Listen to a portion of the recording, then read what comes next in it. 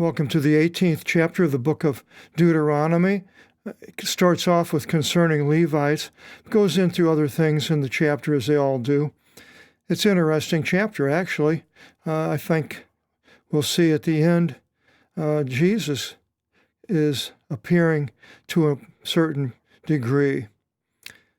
It begins, there will not be to the Erev C, the priests, to the Levites, the entire tribe of Levi, a portion nor a lot, and that is any land, with Israel.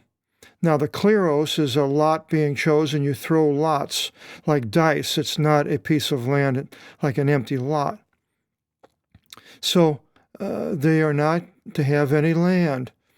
The yield offerings of the Lord are their lot, and they shall eat them, so the offerings. And there will not be a lot to him among his brothers, among all the tribes of Israel. The Lord himself is his lot, insofar as he said to him. So Levi is, and the Levites are dedicated to the Lord as first fruits. And this is the distinguishing thing of the priests. The things from the people, from the ones sacrificing the sacrifices, if both a calf or if also a sheep, that you shall give the shoulder to the priest, and the jawbones, and the large intestines, and the first fruits of your grain, and of your wine, and of your olive oil, and the first fruit of the shearing of your sheep, you shall give to him. But it didn't work out that way. We'll see here where in 1 Samuel 2:12-17, the sons of Eli, the priest, were mischievous sons, not knowing the Lord. And the ordinance of the priest of all the people of the one sacrificing was this, that the servant of the priest came whenever the meat boiled, and in his hand was a three-pronged meat hook, and he stuck it into the great kettle, or into the brass cauldron, or into the earthen pot. And all, whatever ascended upon the meat hook, the priest took to himself. According to thus they did to all Israel in Shiloh, to the ones coming to sacrifice to the Lord. And before the burning the fat, the servant of the priest would come and said to the man sacrificing, "Oh, give meat to the priest to roast, for in no way shall I take meat from you cooked from out of the kettle." He wanted his own meat. And if the man who was sacrificing said, "Well, first let there be burnt as is fit for the fat, and then you shall take for yourself from out of all what your soul desires." So they're supposed to burn some of it. Then he said, "No, but now you shall give it. And if not, I will take it forcefully." And the sin of the young men was great before the Lord exceedingly, for they annulled the sacrifice of the Lord. Then the next time was Samuel. He was a protege of Eli. And you can go through the books of the Judges and 1 Samuel and find out all about this. But it came to pass as Samuel grew old that he placed his sons as magistrates in Israel. And these are the names of his sons. The firstborn was Joel, and the name of the second, Aviah, magistrates in Beersheba. And his sons went not in his way, and turned aside after the contribution, the money, and took bribes, and turned aside ordinances, exactly the opposite of what God would have them to do. And then it continues, "For the Lord your God chose him from out of all your tribes to stand before the Lord God, to officiate over the name of the Lord, he and his sons all the days. And if the Levite should come from out of one of your cities, from out of all the sons of Israel, of which he himself sojourns, that his soul desires into the place wherever the Lord should choose, then he shall officiate in the name of the Lord his God, as all his brothers the Levites standing before the Lord. He shall eat a portion having been portioned, besides the sale of the things of his family. Now, exactly what that means, the sale of the things of his family, I'm not quite sure. But now let's go up to a story, and this was in the book of Judges. And there was a young man from out of Bethlehem, Judah, from out of the kin of Judah. He was a Levite, and he sojourned there. And the man went from out of the city of Bethlehem, Judah, to sojourn wherever he should find, just as God says he could do. And he came unto Mount Ephraim, and unto the house of Micah, who it talked about this Micah in the 16th chapter, making his way. And Micah said to him, From what place come you? And he said to him, I am a Levite from out of Bethlehem, Judah, and I go to sojourn wherever I should find. And Micah said to him, Well, sit down with me, and become to me as a father and as priest, and I will give to you 10 silver pieces for days, and a pair of clothes, and the things for your means of life. And the Levite went and began to sojourn by the man, and the young man became to him as one of his sons. And it goes on and talks about that. So basically that's what the priest, the Levite could do. It continues then in verse 9, And whenever you should enter into the land of Canaan, which the Lord your God gives to you, you shall not learn to do according to the abominations of these nations. He's talking about the idolatry of these nations and all these different gods, Molech, and so forth. And an abomination, the word is a vedaligma, vedaligmata in the plural, number 946. It also is a cause to stink, to be something to be foul, and smells bad. And so the abominations to God, well, what were they? They shall not be found in you, one purging his son or his daughter in fire. That would have been to Molech, where they put the babies in the arms of this fiery red hot molten, not a molten, brass or god. And they did it right outside of Jerusalem in the valley of the sons of Hinnom. That's how bad things got in Jerusalem at the end of the kingdom. So they're not to do that, but yet they did that. Or one using oracles for divination. And oracles were, we have the famous Delphi oracle in Greece, and it was a place generally where a person went, and they there was a diviner who looked at either entrails of animals and so forth. And the Urim and the Thummim to the Jewish priest, they had the oracle, but that was allowed to use the oracle for the high priest. Or one prognosticating, and that's to forecast or to predict something in the future from present indications or signs. So you see something going on, you prognosticate and say, because of this, and something is going to happen. And foretelling, and that's to tell beforehand of something that's going to happen. There's slight differences there. And administers of potions. Pharmacology, we have pharmakos. Pharmacology comes from that, dealing with mind-altering drugs called psychotic drugs like LSD and so forth. And then one charming and enchantment. I can think of the snake charmers, that the cobra comes out of the basket and he has his little flute and the snakes going back and forth, and he can tell people things. Today would be like mesmerizing or hypnotizing, charming a person, hypnotizing them. They swing back and forth a watch or some metal, and an enchantment, a charming. or one who delivers oracles. And that was at the oracles was at the beginning. But here we go into another interesting story where King Saul wanted to find out what was going to happen in a battle. But he had previously made it illegal for anybody to have oracles or do anything with it. And so, but yet he wanted to find out.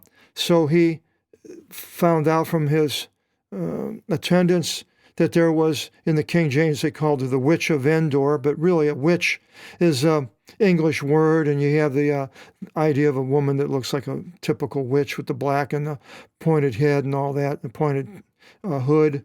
But here it's not a witch, it's an oracle, Montevson, right here. And so, and he said to her when he got there, use oracles indeed for me by the delivering an oracle, and lead up to me whomever I should tell you. And the woman said to him, behold, you know as much as Saul did, as he utterly destroyed the ones delivering up oracles. She doesn't know it's Saul. And the diviners from the land. And why do you ensnare my life to put it to death? Why are you coming to me? And Saul swore by an oath to her according to God, saying, as lives the Lord, shall injustice meet up with you in this matter? No. And the woman said to Saul, not knowing who he is, whom should I lead up to you? And he said, lead up Samuel to me. And the woman beheld Samuel, so she brought back the dead, in some type of a ghostly form probably, and she yelled with a great voice. And the woman said to Saul, why did you mislead me even? You are Saul. And the king said to her, do not fear. Whom do you see? And the woman said to Saul, I see magistrates ascending from out of the earth, judges. And he said to her, what did you perceive? And she said to him, an aged man ascending, being cloaked in a double garment. And Saul knew that this was Samuel. And he bowed upon the face upon the ground, and did obeisance to him. And Samuel said, why did you give trouble to me to cause me to ascend? And Saul said, I am afflicted very much, and the Philistines wage war with me, and God has left from me, and he does not heed me any longer, nor by the hand of the prophets, nor by dreams. Now I call you to make known to me what I should do. So, one who delivers oracles, and an observer of signs, asking of the dead ones, which all these things were prohibited, which the kings started doing right away with Saul, all the way to the end. For everyone doing these things is an abomination to the Lord, a foul odor, beligma. For because of these, the ligmaton, the Lord your God shall utterly destroy them from your face, those people that were doing that. You shall be perfect before the Lord your God. So I believe we are called to be that as Christians, to be perfect for the Lord your God, not to seek these things. Right up the street here is a little opened up a store with all kinds of crystals and things, and they have read your fortune and tell your future and things like that. I don't go in there and have nothing to do with that. Don't take any psychotic drugs, and I really don't predict the future. Now, you can prophesy and say things that God leads you to say that are something that is not doesn't necessarily have to be anything in the future. Can just, prophesy over a person if he continues doing whatever he's doing, living in adultery, that something bad is going to happen. And that's a prophecy, but yet it's obviously that would be a correct prophecy. And he continues, for these nations which you inherit them in Canaan, these shall hear prognostications and divinations. But to you, the Lord your God did not give so. So you hear the people that aren't believers doing this, but we are not to do it. And our changes concerning the prophets. And a prophet from out of your brothers, as me, the Lord your God shall raise up. Him you shall hear. And this was quoted in the New Testament. In Matthew 21:11, it says, and the multitude says, this is Jesus, the prophet from Nazareth. So Jesus was considered by the people as a prophet.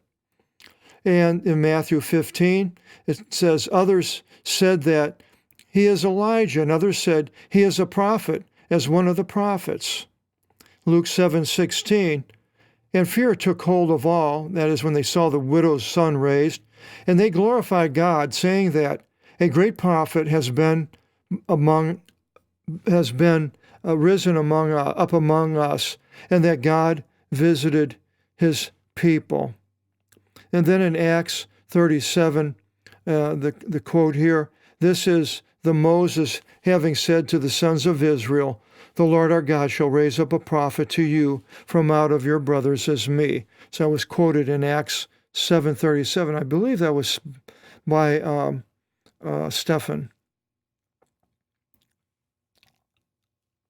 And according to all, as much as you ask of the Lord your God in Horeb, that's everything that happened back when we came out of Egypt and came to the Mount Sinai, which is in the area of Horeb, in the day of the assembly, saying, we shall not add to hear the voice of the Lord your God, as Moses, and we shall not, and this great fire we shall not see any longer, that in any way we shall die. They didn't want to hear it and see it. And the Lord said to me, rightly is all as much as they spoke. And then he says, I shall raise up a prophet to them from out of the midst of their brothers as you, and I shall put my words in his mouth, and he shall speak to them insofar as I give charge to him. And the man whoever should not hearken to his words, as many as the prophet should speak over my name, I shall exact punishment from out of him. Now, Jesus prophesied in Luke 21:6, it says, these things which you view, and that is the temple, there shall come days in which a stone shall not be left upon a stone, which shall not be broken up. So that was a prophecy, and it took place in 70 A.D. And then in Matthew 12:40, Jesus says, for as Jonah was in the belly of the sea monster 3 days and 3 nights, so will the Son of Man be in the heart of earth 3 days and 3 nights. And that happened. He was, and he rose. And then in Matthew 16:21, from then Jesus began to show to his disciples that it is necessary for him to go forth into Jerusalem and to suffer much from the elders and chief priests and scribes, and to be killed, and in the 3rd day to be risen. So these things Jesus did prophesy, and they came to pass. Except the prophet, whoever should be impious to speak a word over my name, which I assign not to him, and whoever should speak in the name of other gods, that prophet shall die. But if you should say in your heart, how shall we know the word which the Lord spoke not? As many things as the prophet should speak over the name of the Lord, and things should not take place, and this thing should not come to pass which the Lord spoke not, through impiety the prophet, you shall not receive from him. And that happened when King Jehoshaphat and Ahab of Israel wanted to go to war, and they were sitting each upon a throne, being clothed with robes, and they sat down in the broad space at the door of Samaria. And all the prophets were prophesying before them. So there have prophets prophesying. And Zedekiah, son of Shaniah, made for himself horns of iron, and he said, Thus says the Lord, with these you shall gore the Syrian until whenever he should be finished off entirely. So yeah, they're going to be victorious. You're going to finish off the Syrians. And all the prophets prophesied thus, saying, Ascend into Ramoth Gilead, and you shall prosper in the way, and the Lord will give it into your hands, into the hands of the king. And the messenger going to call Micaiah spoke to him, saying, Behold, the prophets spoke good things with one mouth concerning the king, and let your words be indeed as one of them, and you shall speak good things. Well, you can read more about what happens here, but he prophesies the truth. So here we had these prophets, and it was obvious that they didn't speak, they were not true prophets, because Ahab, I think Ahab was killed, and Jehoshaphat, no, it was Jehoshaphat was also killed. So these were the things that happened to the prophets, the false prophets. The next chapter begins. We'll go in and find out about these places of refuge, cities of refuge where a person could flee to if he was somebody was after him for having done something. We'll find out about that in the next video seminar, and hope you'll join us. God bless.